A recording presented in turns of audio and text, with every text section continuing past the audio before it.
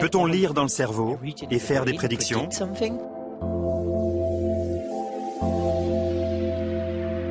Les marketeurs peuvent-ils nous contrôler?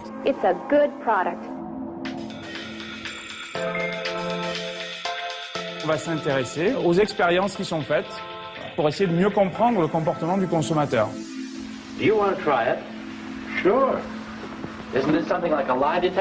On pose des questions aux gens et on attend la bonne réponse.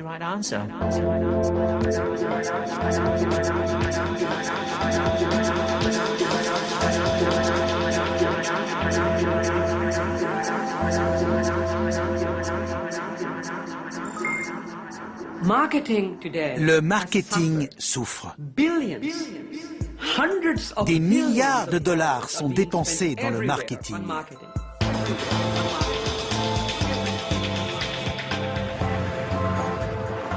Nous sommes exposés à 2 millions de pubs télé dans notre vie. C'est comme regarder 8 heures de pub par jour, 7 jours sur 7, pendant 6 ans. C'est la crise. Chaque dollar dépensé doit faire la différence. Avec le neuromarketing, chaque dollar dépensé dans le marketing est extrêmement efficace. Le neuromarketing utilise les nouvelles techniques d'exploration cérébrale. Et en principe, il n'y a qu'un objectif, comprendre notre subconscient.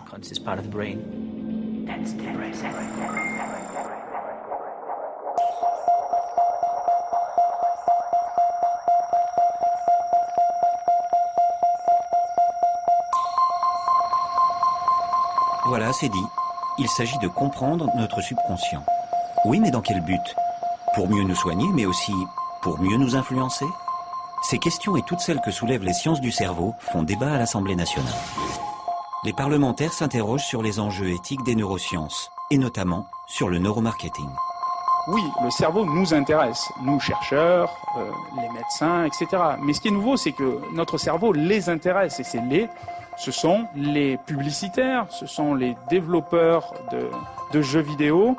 Il y a tout un business qui implique des milliards qui existe autour des sciences du cerveau aujourd'hui. Alors, principalement aux États-Unis, mais c'est en train d'arriver chez nous.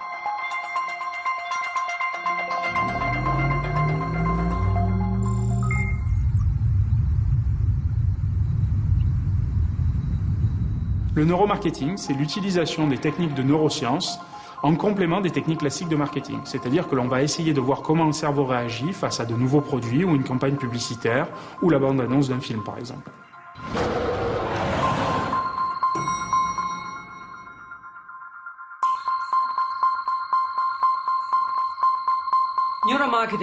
Le neuromarketing, c'est très simple. On analyse les ondes du cerveau pour mesurer l'efficacité du marketing, de la publicité, du merchandising, des marques. Mais sans poser de questions aux gens. On regarde directement dans le cerveau, directement, sans faire d'interprétation. Aucune interprétation humaine.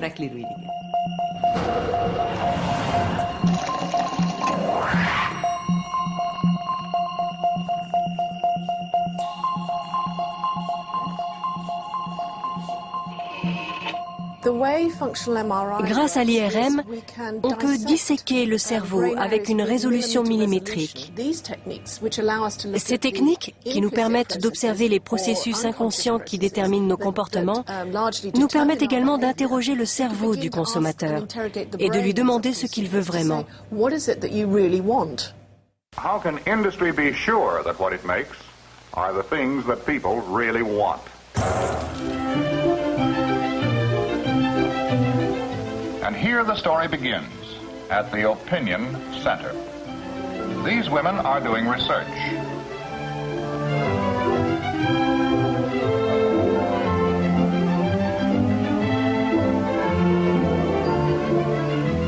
And these women are doing research too.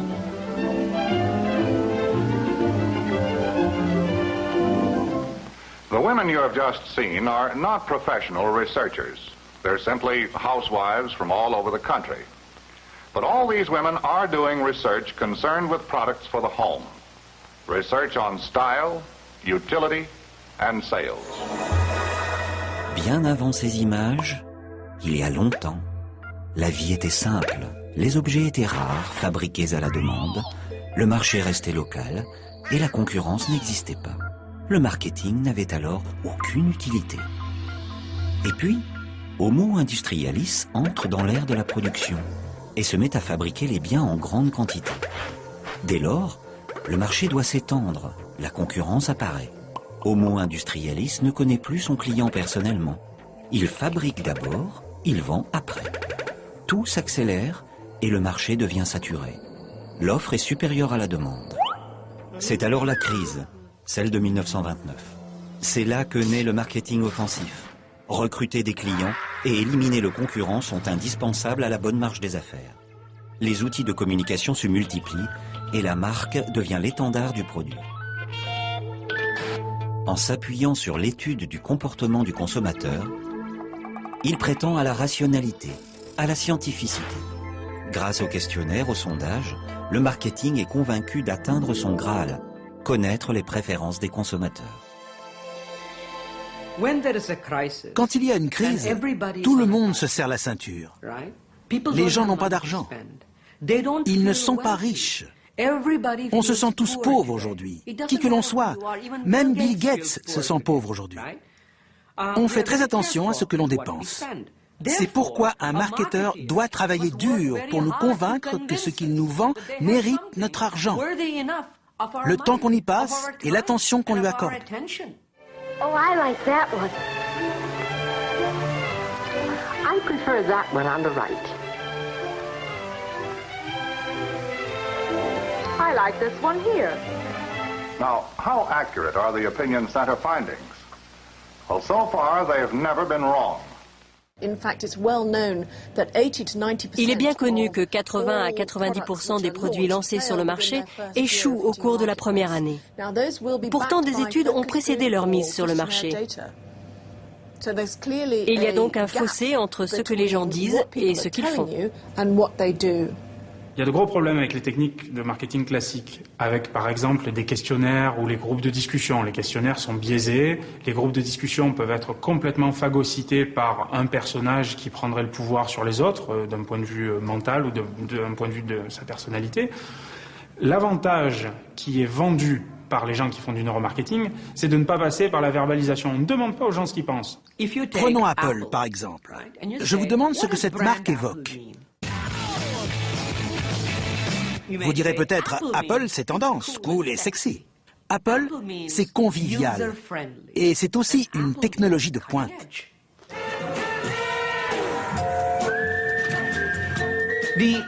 L'approche traditionnelle consiste à demander « Pensez-vous qu'Apple soit tendance, cool et sexy ? Pensez-vous qu'Apple soit à la pointe ?» Mais dès que je vous pose la question, la réponse est déjà biaisée. Si on demande aux gens, on n'a jamais la bonne réponse. C'est pourquoi nous mesurons en profondeur, dans le subconscient, là où la marque est vraiment inscrite. The members of the jury are asked to consider a number of different characteristics. Poser des questions aux consommateurs, ça ne marche donc pas. Mais pourquoi ? Pourquoi les consommateurs ne disent-ils pas la vérité ? Est-ce qu'ils mentent ? Est-ce qu'ils ont peur d'avouer leurs préférences ? Pour les brioches plutôt que pour la laitue, pour une marque plutôt que pour une autre? Ou est-ce parce qu'ils ne le savent pas eux-mêmes? Est-ce parce que nos choix sont le fruit de nos émotions bien plus que de la raison? The members of the jury are asked to consider a number of different characteristics. Deep in the subconscious. C'est extrêmement rassurant pour nous de nous dire que tout ce que l'on fait est pesé, mesuré. Or, si on regarde vraiment comment nos décisions sont prises, il y a une grande part d'émotion. Au commencement, l'homme avait besoin d'un cerveau pour respirer, manger, fuir le danger et se reproduire. Et puis, peu à peu, il s'est mis à vouloir penser, conceptualiser, théoriser. Et pour ça, il comptait sur sa seule raison, persuadé que l'émotion allait le déranger. Eh bien, il se trompait. La raison n'est rien sans l'émotion.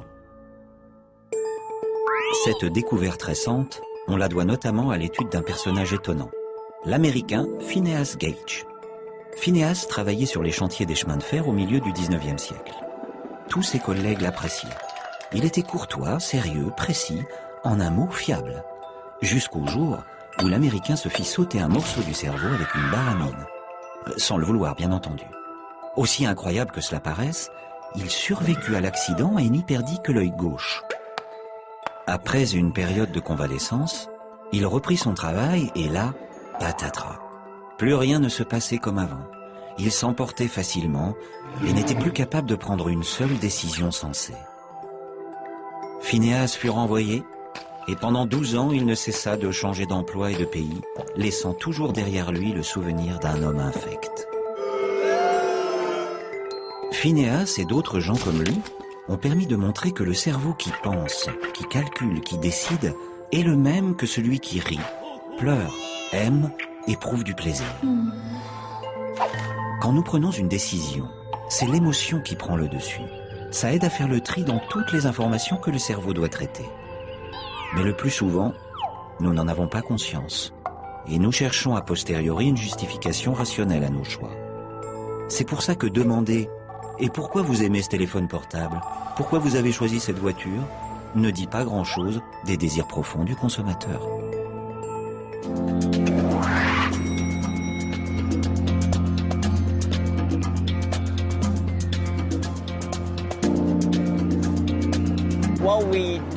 Ce qu'on fait tous les jours est irrationnel. Ce qui est drôle, c'est que nous, les consommateurs, croyons être rationnels. Mais 85% de nos actions sont profondément irrationnelles. C'est comme cela que les marques nous atteignent. Une marque, en fait, c'est juste de l'émotion. On ne peut pas la toucher, on ne peut pas la sentir, c'est dans notre tête. Et c'est la raison pour laquelle le neuromarketing se développe autant. L'industrie désespère de trouver le moyen de comprendre notre dimension irrationnelle pour consolider la valeur de la marque dans notre cerveau. Imprimer une marque dans notre cerveau passerait donc par le décryptage de notre subconscient. La plus vaste étude de neuromarketing menée à ce jour, c'est Biology, la science de l'achat. Son auteur, le Danois Martin Lindström. Véritable gourou du marketing, il se vend dans le monde entier en multipliant les conférences. Le magazine Time a récemment élu Lindström parmi les 100 personnes les plus influentes de la planète. Dans ses conférences, il n'hésite pas à bousculer son auditoire.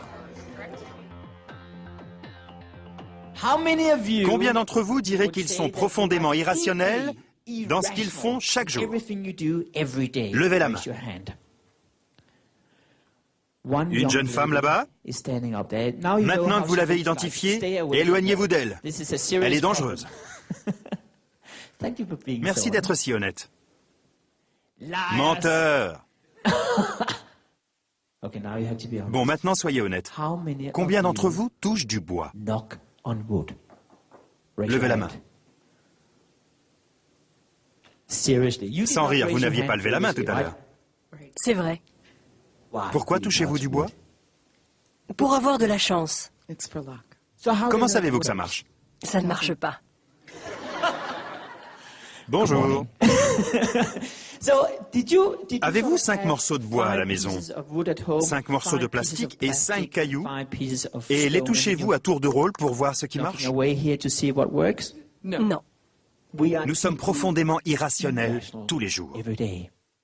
Our emotional reactions are involuntary, pretty much automatic. Emotions are centered in the lower part of the brain, the thalamus. The thalamus is not consciously controlled. L'émotion est une chose étrange. Si vous interrogez le propriétaire d'une marque, il vous dira que la photo d'une femme tenant son bébé dans ses bras, c'est ça l'émotion. Pour moi, l'émotion est inconsciente. C'est quelque chose que nous exprimons difficilement, quelque chose qui se produit sans que nous en ayons conscience. Les émotions sont donc l'essence de la marque. I'm beginning to see now how important it is to understand your emotions. Les émotions ont été totalement négligées ces 2 dernières années par le milieu de la publicité, principalement parce qu'on ne savait pas les mesurer.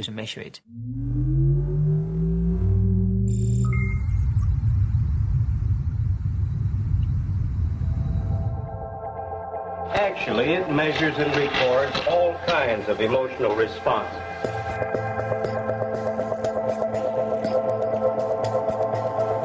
La mesure de l'émotion, c'est ce que cherchent à faire depuis longtemps les psychologues, les médecins, mais aussi les responsables du marketing.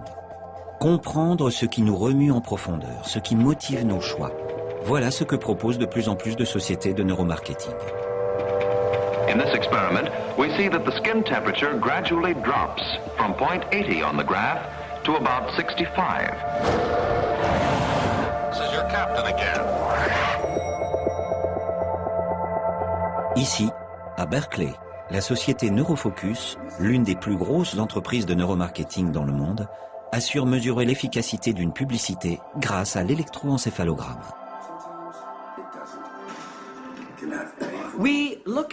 On regarde les ondes électriques du cerveau et nous avons 64 capteurs. Chaque capteur contrôle le cerveau 2000 fois par seconde. Donc, en une seconde, on a 128 000 données enregistrées. Imaginez ce qu'on obtient en 30 secondes, en une minute. Ce sont des milliards de données. On mesure ainsi 3 paramètres, et seulement 3 paramètres, mais très précisément. La précision est très importante pour nous, car nous sommes une entreprise scientifique. Avec la pâte Casimir, mon chien a le sourire. L'efficacité publicitaire s'appuie ici sur la tendance à la joie. Si mon chien sourit, je souris. Optimisme sur pâté, plus racine de chien sur mètre égale sourire au carré. Pas mal, ça. Intéressant.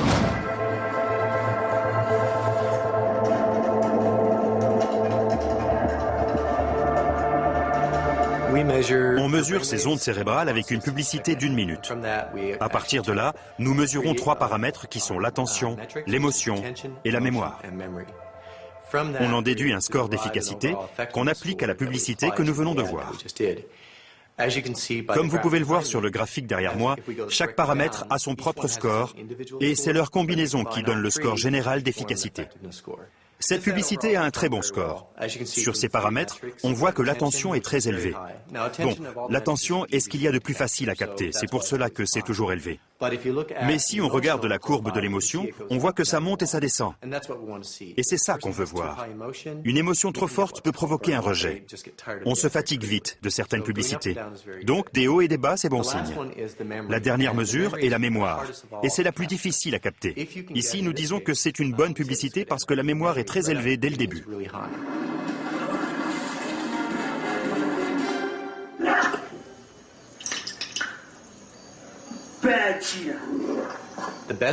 Le mieux, c'est quand la mémoire est élevée à la fin, comme on peut le voir ici. Si vous placez votre marque ou vos messages à la fin d'une publicité, c'est vraiment très bien. Et vous êtes sûr que le consommateur se souviendra de la marque.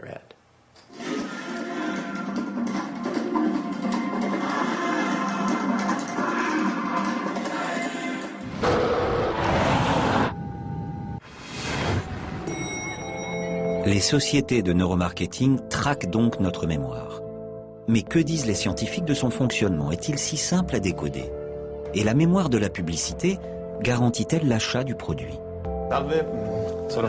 Bonjour, je suis Fabio Babiloni. Enchanté. Alors aujourd'hui, on va faire un enregistrement avec l'électroencéphalogramme. On va regarder ton activité cérébrale pendant que tu regardes un film.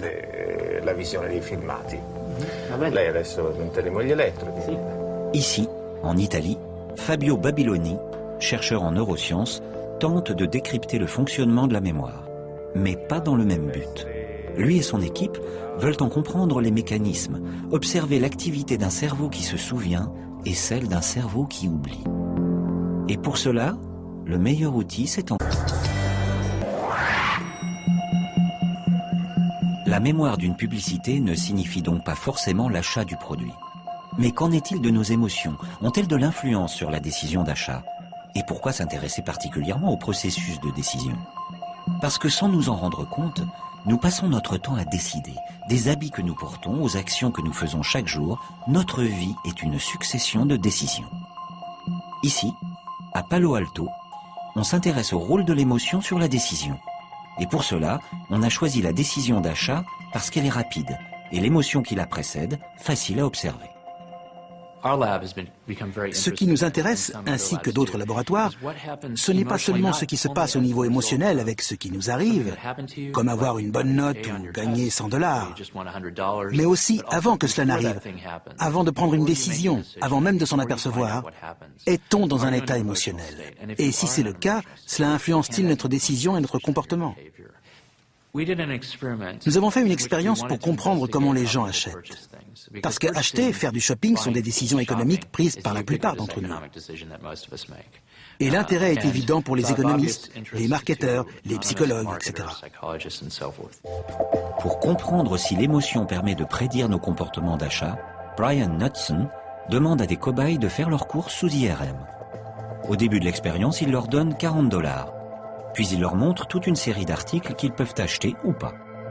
Les cobayes repartent avec leurs courses et le reste de l'argent s'il y en a.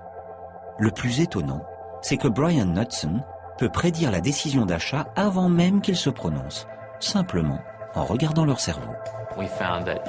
Nous avons découvert que si la zone cérébrale impliquée dans l'anticipation de choses agréables, qu'on appelle le nucleus accumbens, si cette zone s'active quand les gens voient un produit, ils sont plus enclins à l'acheter, même avant d'avoir vu le prix. Mais quand ils voient le prix, si c'est une autre zone qui s'active qui est impliquée dans l'anticipation de choses désagréables et d'autres choses également, comme l'anticipation d'un choc ou la vision d'une horrible photo ou voir quelqu'un qui souffre, si cette zone appelée insula est plus active, alors il est probable qu'ils ne vont pas acheter.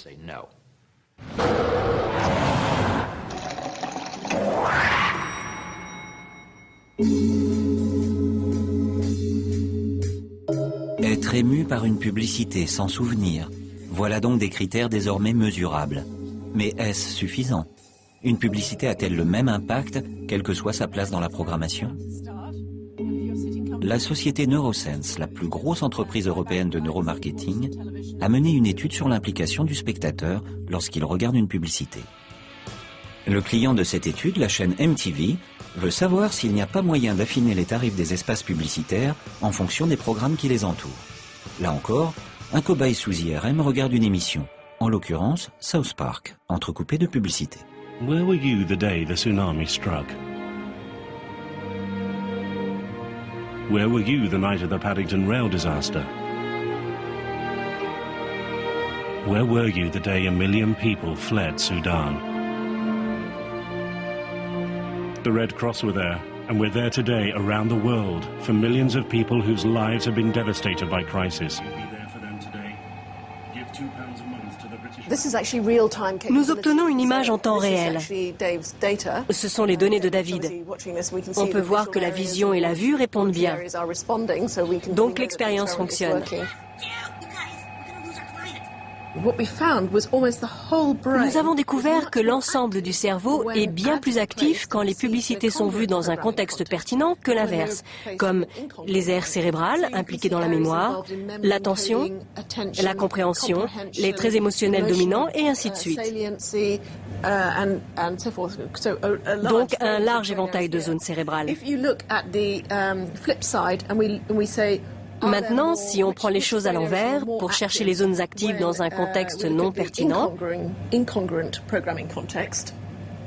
voici ce que nous voyons. Pas grand-chose. Et pourtant, ces résultats correspondent aux mêmes stimuli. Il y a donc intérêt à faire attention au contexte de programmation et on peut mesurer dans ce contexte également la quantité de mémoire utilisée en fonction de la pertinence du contexte. Cela montre l'avantage de placer la publicité au bon endroit au lieu de se ruiner pour la mettre en prime time dans un contexte qui ne serait pas pertinent. Mais n'était-ce pas évident qu'une publicité pour la Croix-Rouge au milieu de South Park serait mal perçue? Oui, ça paraît évident. Mais comment le mesurer?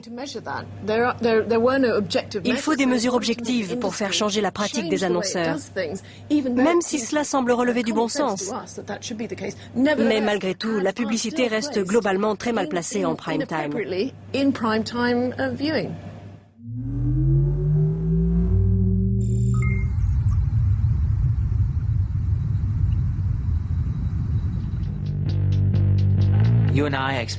Nous sommes exposés à 2 millions de pubs télé tout au long de notre vie, soit 8 heures de spots publicitaires, 7 jours sur 7 pendant 6 ans.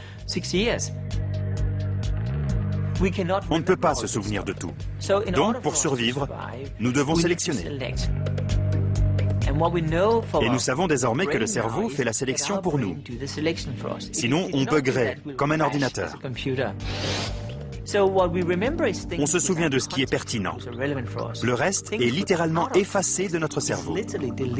Et devinez quoi? 99,9% des pubs sont diffusées hors contexte. C'est pour cela que ça ne marche pas. Et c'est pour ça que les consommateurs sont irrités. Une bonne nouvelle donc. Dans l'abondance publicitaire, notre cerveau, somme toute assez malin, fait le tri.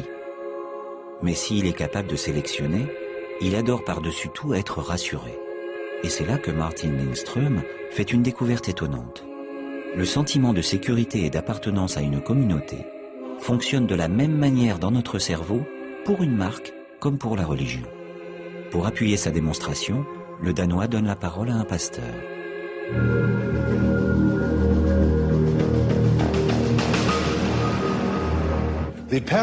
Une église et une marque ont de nombreux points communs. D'abord, la fidélité. Les gens font un choix et ils éprouvent ce joyeux sentiment de fidélité vis-à-vis de ce choix. Quel qu'il soit, un choix reflète une préférence. Il crée un sentiment de bien-être, quelque chose qui nous délivre. Il y a un lien évident entre une marque, au sens religieux, et une marque au sens commercial. C'est un lien psychologique, mais aussi spirituel.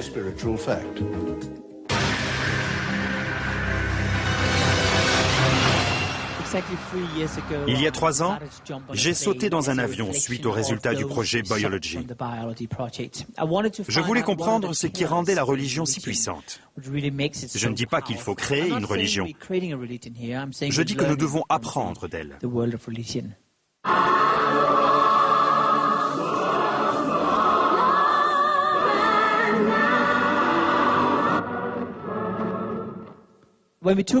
Avec des marques comme Apple et Harley-Davidson, ou avec la foi chrétienne, on voit une intense activité de la région centrale du cerveau où se trouve le sentiment d'appartenance, mais aussi la peur. Des choses fortes donc. You can quote them, disagree with them, glorify or vilify them. But the only thing you can't do is ignore them. Because they change things. They push the human race forward. And while some may see them as the crazy ones, we see genius. Because the people who are crazy enough to think they can change the world are the ones who do.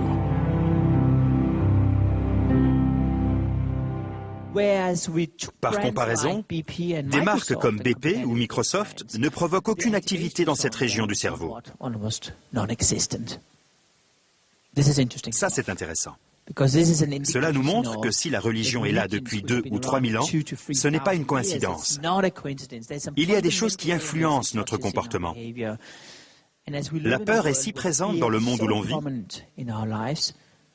qu'il n'est pas étonnant que les marques s'en servent.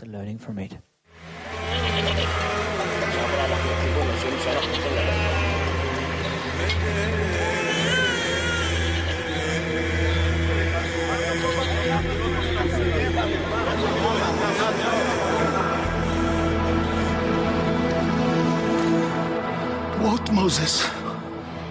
We are fucking lost.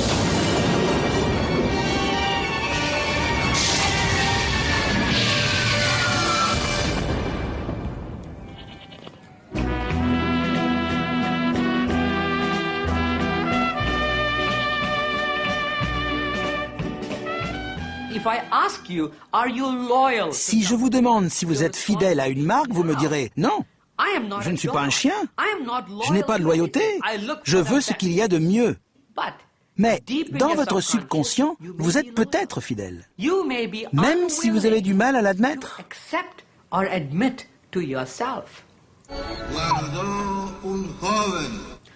Donc on ne vous demande pas. On vous dit juste, écoutez, vous allez voir des mots sur un écran pendant une demi-seconde. Certains ont un point rouge, d'autres non. Vous devez trouver les mots avec un point rouge. Que se passe-t-il alors? À chaque fois qu'un mot apparaît accompagné d'un point rouge, votre cerveau fait « Ah, voilà un mot avec un point rouge ». On appelle cela la réponse AA. En termes neurologiques, c'est la réponse P300, une signature absolument unique. Mais quand le nom d'une marque apparaît, il n'y a jamais de point rouge. Malgré tout, quand une marque apparaît, si elle signifie quelque chose pour vous, votre cerveau fait quand même « AA ». Cela indique clairement le niveau de résonance de la marque et son empreinte dans votre subconscient. Si la publicité est bien faite, c'est comme une religion. C'est du moins comme un des aspects de la religion. La religion a 10 piliers qui la rendent très puissante. L'un d'entre eux est l'évangélisme. On pourrait comparer la publicité à de l'évangélisme. C'est un peu comme quand on va à l'église. Sans vouloir offenser personne, une église, c'est comme un showroom. Le logo, c'est la croix. Tout cela est très puissant.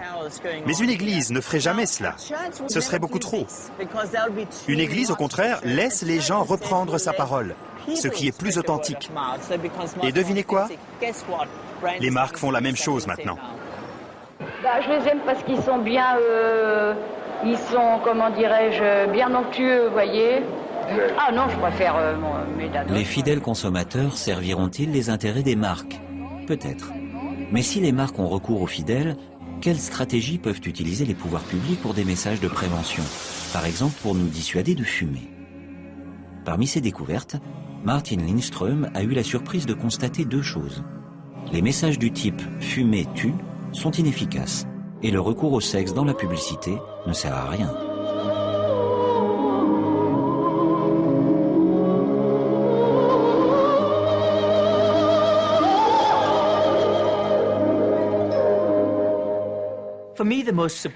Nous avons fait deux découvertes surprenantes.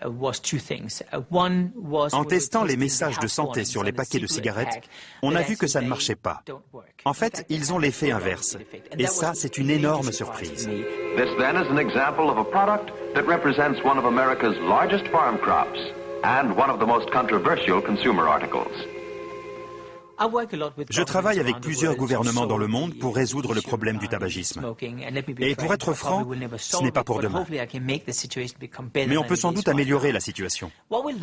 Ce que nous avons appris à propos des messages sur les paquets, c'est que quand vous voyez un paquet de cigarettes et que vous voyez le message, le nucléus accumbens est activé en premier. C'est la zone du cerveau liée au désir.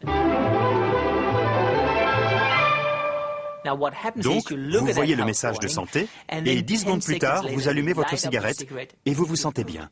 10 minutes plus tard, vous reproduisez le même cycle. Et vous savez ce qui se passe? Vous finissez par associer les messages à se sentir bien.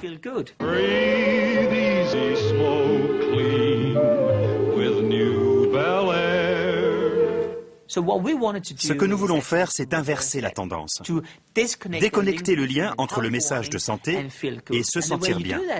Pour ça, il faut changer le format des messages en permanence. Un jour, le paquet est blanc. Un autre, il y a du texte.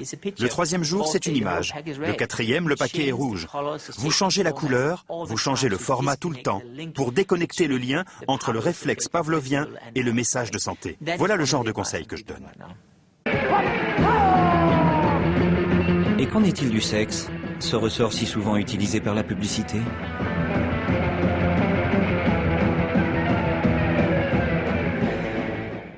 Le sexe ne fait pas vendre. Nous le savons dorénavant, grâce à Biology. On pensait le contraire. Cela a pu être vendeur dans le passé, mais il y a deux problèmes. D'abord, le sexe est tellement envahissant dans notre cerveau que dès qu'on en parle, on ne pense plus qu'à ça. Et on oublie complètement la marque. Quand on n'a rien à cacher, rien à cacher, on le montre. Joker n'a rien à cacher. Joker n'a rien à cacher, rien à cacher. Joker 100%, je ne peux rien à cacher. Joker. L'autre problème, c'est que de nos jours, le sexe est accessible partout.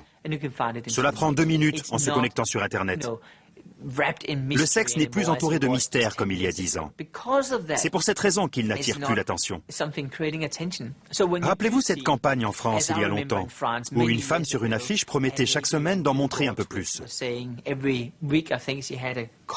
Malgré son succès, cette campagne avait suscité la controverse. Et c'est pour cela que les gens en parlaient.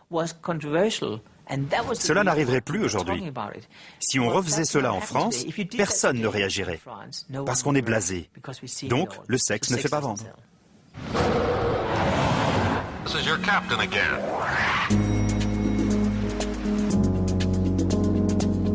S'il est inutile de s'adresser à nos pulsions sexuelles, il est en revanche primordial de parler à nos sens. L'ouïe, l'odorat sont encore trop négligés par la publicité. Et la raison, prétendent certains, serait liée à l'évolution de l'espèce humaine. Car malgré toutes ces années d'évolution, certains de nos instincts primitifs l'emportent encore et toujours. Il paraît que c'est la faute à notre cerveau reptilien. D'aucuns font de cet argument la base de leur commerce. C'est le cas de la société SalesBrain, qui propose des formations à la vente. Bonjour. Et si vous pouviez créer la bonne perception dans le cerveau de vos clients? Et si vous pouviez délivrer votre message à la partie du cerveau de vos clients qui prend les décisions? Qu'est-ce que cela voudrait dire pour vous? Plus d'affaires? Quel impact cela aurait-il sur votre business? Et si le neuromarketing vous donnait la formule pour faire cela? Et si vous pouviez écrire le discours qui tue en seulement 3 heures? I like selling. I like it here. I like the job too. I just hope the job likes me. Cela vaut-il la peine d'y passer du temps ce matin? Cela vaut-il votre cotisation syndicale pour les 10 ans à venir? Bien. Bonjour, je suis Patrick Renvoise. Je suis français, personne n'est parfait. Comme vous le savez, j'ai passé ma vie dans la vente et le marketing. Mais je n'ai jamais été satisfait des formations que j'ai reçues. J'ai donc inventé ma propre méthode. Voici ce que j'aimerais faire avec vous aujourd'hui. J'aimerais vous donner un aperçu de ce que nous savons sur le fonctionnement du cerveau. On aide les entreprises à appuyer sur le bouton d'achat dans le cerveau de leur audience.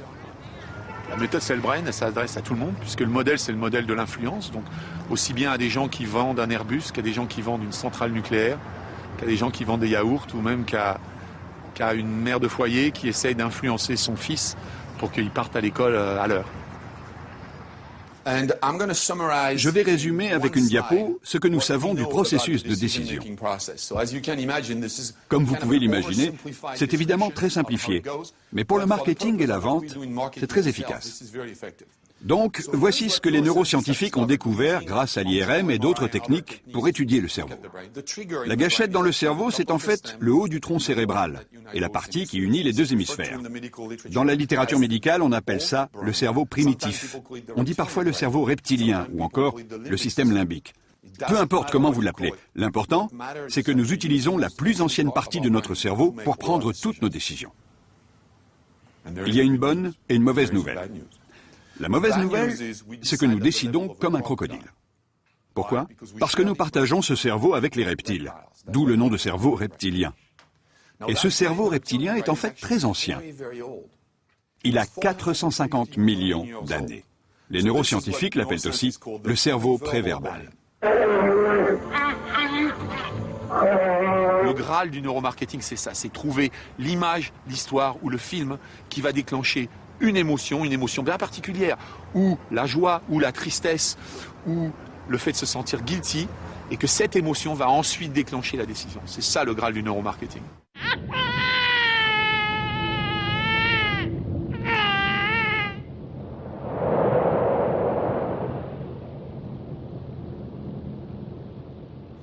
Comment aller au-delà des mots pour exprimer votre valeur ajoutée? Le langage du corps, c'est un des moyens. Nous allons voir ce que vous devez faire pour parler à un organe qui ne comprend pas les mots. J'ai parlé d'une mauvaise nouvelle, mais vous savez quoi? Il y a une bonne nouvelle. Et la bonne nouvelle est que ce cerveau est si ancien, si primitif, qu'il en devient presque prévisible. Le cerveau archaïque, appelé aussi reptilien, a bon dos. si l'on peut dire. Selon une théorie élaborée dans les années 60, le cerveau serait organisé en 3 niveaux. Un cerveau archaïque, le fameux cerveau reptilien, en serait la couche la plus enfouie. Hérité des reptiles, il déterminerait un certain nombre de comportements réflexes, comme l'agressivité ou la fuite.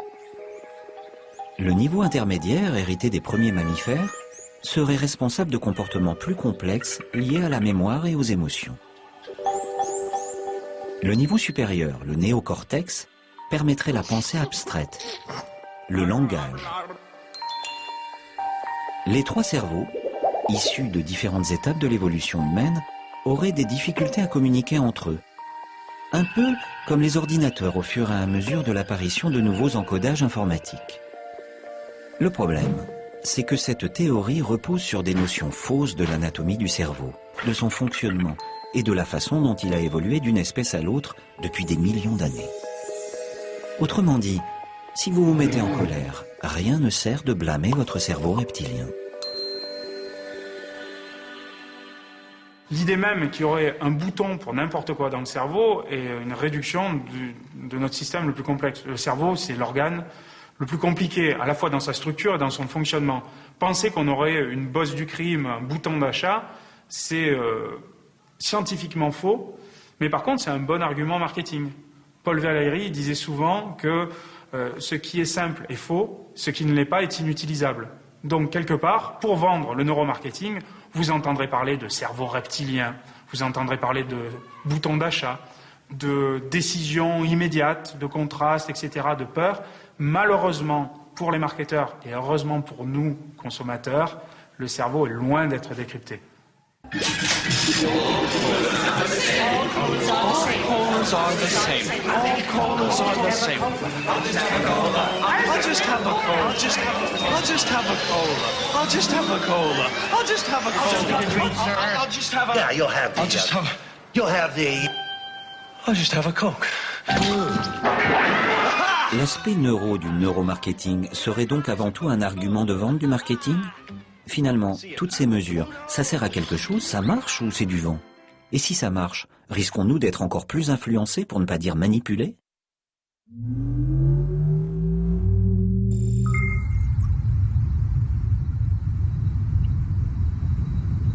En aucun cas aujourd'hui, un marketeur honnête va vous dire « j'ai la réponse absolue, la publicité qui marche à 100% grâce aux neurosciences ». Tout ce que nous savons sur le cerveau est surestimé par les investisseurs et les industriels. D'un autre côté, il serait hypocrite de dire que ça ne marche pas, que ça ne sert à rien.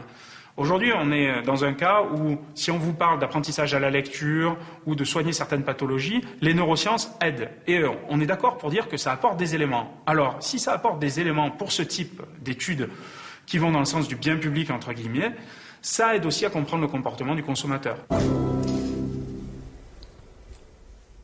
Nous n'avons rien à voir avec la manipulation. Nous nous contentons de mesurer. Nous ne faisons pas de publicité, ni rien de subliminal. Nous n'allons même pas dans cette direction. Personnellement, je ne vois pas l'intérêt économique qu'il y aurait à utiliser les données de l'imagerie ou les données psychologiques, y compris celles des panels de consommateurs, pour manipuler les consommateurs. Parce qu'en vérité, si vous essayez de leur vendre une chose qu'ils ne veulent pas et que vous le survendez, alors ils ne l'achèteront pas. Subliminal advertising.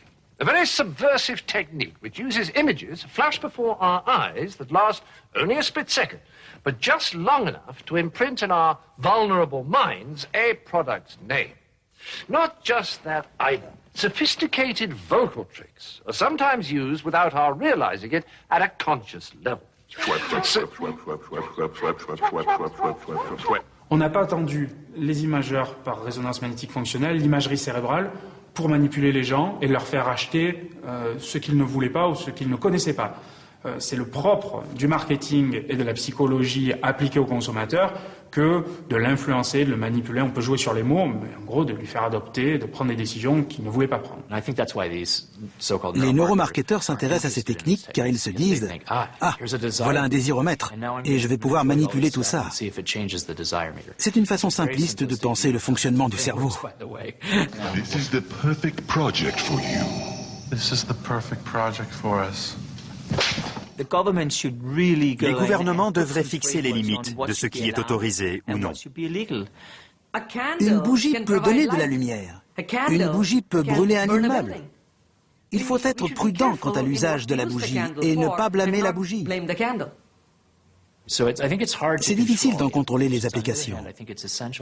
D'un autre côté, c'est la responsabilité des scientifiques de donner leurs résultats au public et d'en expliquer les usages possibles. J'ai confiance en l'espèce humaine pour faire ce qu'il y a de mieux avec ce nouveau savoir. Je prends le pari que plus nous en saurons sur nous-mêmes, meilleurs nous serons. Pour le consommateur, c'est une bonne nouvelle. On ne peut pas installer de boutons d'achat dans le cerveau. Et Dieu merci, on ne peut pas contrôler les esprits ou lire dans les pensées.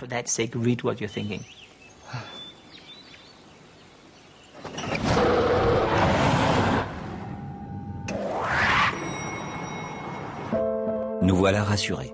La science, en particulier celle des neuromarketeurs, a ses limites.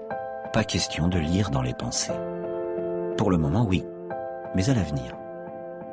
En fait, le décodage de nos pensées a déjà commencé, ici, à l'université de Pittsburgh, sous la direction du professeur Marcel Just. Il n'y a là aucun objectif lié au neuromarketing. L'équipe de Marcel Just travaille principalement sur le langage et notamment sur l'autisme. Mais que se passera-t-il lorsque ces travaux seront repris par d'autres ? Depuis quelques années, on utilise l'IRM pour identifier le contenu des pensées. Grâce à de nouveaux outils de traitement de données, des machines plus intelligentes, nous sommes capables d'établir un lien entre un schéma d'activité cérébrale et un certain type de pensée. How you doing, Justin? Are you ready to get started? Okay, then. It's about 5.5 minutes long. So just stay as still as you can. Here we Marcel go. Just et son équipe ont mis au point un logiciel capable de reconnaître des mots auxquels on doit penser sous IRM, comme téléphone, camion. Des mots que l'ordinateur devine en regardant l'activité du cerveau. I think the word is apartment. Il a trouvé. C'est ça. C'est un 10 sur 10. Dans un test à 2 choix, il a fait un score parfait. Cela veut dire que quand nous pensons à une chaise, à une pomme, à un marteau ou n'importe quel objet physique, il se passe des choses semblables dans nos cerveaux.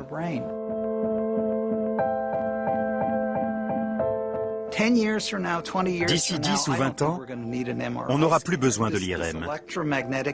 L'activité électromagnétique du cerveau sera détectée par de simples capteurs. On aura peut-être un petit matériel portatif avec lequel on pourra voir ce qui se passe dans le cerveau d'une autre personne.